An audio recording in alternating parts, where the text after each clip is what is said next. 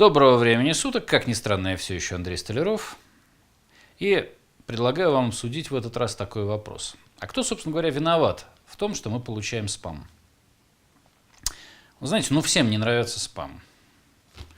Все от него не в восторге. Всем он возмутителен, противен, ненавистен и так далее, и так далее. Я надеюсь, что после наших недавних арифметических упражнений вы уже не сомневаетесь, что спам – это очень плохо. И тем не менее, спам все еще идет. Не так, чтобы его было очень много. То есть, по крайней мере, электронная почта как вид сервиса, наверное, все-таки не загнется под гнетом спама, как когда-то могла загнуться, если бы вовремя не настроили всяческие разные фильтры и все такое прочее. Но вот, тем не менее, на этом уровне спам держится, он идет, приходит, засоряет наши почтовые ящики, продолжает идти.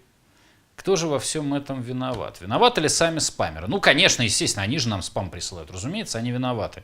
Безусловно. Я никоим образом их вины, так сказать, не умаляю. И, как вы помните, я их с Чикатило даже сравнивал. То есть это совершенно страшные люди.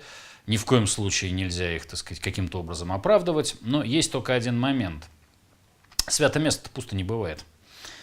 Даже если мы ныне имеющихся спамеров всех пересажаем или расстреляем, как это сделали с Чикатило, и, в общем-то, правильно сделали, другие займут их место. Вот какая штука. Потому что имеется, видимо, какая-то рыночная ниша для них. То есть имеются те, кто готов им заказывать спам и платить им деньги.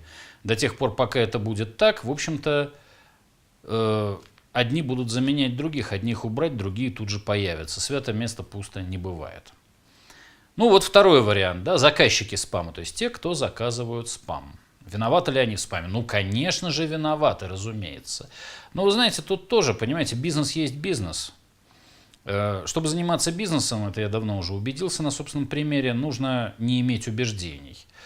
Убеждения в бизнесе только мешают. В бизнесе нужно стремиться только к одному, к получению прибыли и делать то, что выгодно. Так устроен этот мир, понимаете, так устроен мир бизнеса. Поэтому, если спам выгоден, то есть если спам-рассылка дает больше прибыли, чем мы за нее платим, то получается так, что, конечно же, все равно будут заказывать спам. Солидные фирмы спам уже давно не заказывают, потому что это ущерб репутации. Всякая только странная шушера рекламируется спамом. Низкопробные мошенники, там увеличение пениса всяческое. Виагра, кстати говоря, по спаму присылается всегда поддельная. Как правило, это просто, так сказать, плацебо. То есть это таблетки, которые вообще ничего не делают. Или вообще ничего вам не пришлют. Деньги заберут и все. Так или иначе, в общем, солидные фирмы спамом не рекламируются, а вот не солидные, им терять особо нечего. Репутации у них никакой еще пока что нет. Продолжают рекламироваться. И опять же, понимаете, пока это будет выгодно, они будут это делать. А почему им это выгодно? И вот тут мы подбираемся, собственно говоря, к сути вопроса. А почему им это выгодно? Наверное, потому что по спаму совершают покупки. То есть они, разослав спам или заказав спам-рассылку, могут эти самые расходы окупить. Минуточку. А кто у них, собственно говоря, по спаму что-то покупает? А это ведь мы с вами, получатели спама. То есть, понимаете, какая штука? Вот вы можете возмущаться сотней разных спамов, но если вы 101-й спам прочитаете, внимательно сказать, о, какая любопытная штука, да, таким образом вы делаете первый шаг к покупке. Сделав первый шаг, рано или поздно вы сделаете и второй, и третий. А если вы хотя бы что-то, хотя бы один раз купите по спаму, вы тем самым оправдаете сотни и сотни, тысячи и тысячи, десятки тысяч, может быть, даже миллионы писем, которые получили и вы, и ваши друзья, и ваши коллеги. Одной покупки на миллион спамов вполне достаточно, чтобы оправдать спам. Скорее не на миллион, конечно, да. Хотя, смотря что вы покупаете, если вы купите автомобиль фирмы Bentley, то, наверное, миллион спамов вы тем самым оправдаете совершенно запросто. Даже не 1 миллион. А если вы купите что-нибудь мелкое, вы оправдаете 10 тысяч, может быть 100 тысяч спамов. Понимаете, в чем дело? Вот вы купили что-то, пусть даже интересное вам, пусть даже выгодную покупку совершили, хотя, конечно, вряд ли, да. Сделка с дьяволом, как мы помним из Асприна, не бывает выгодной.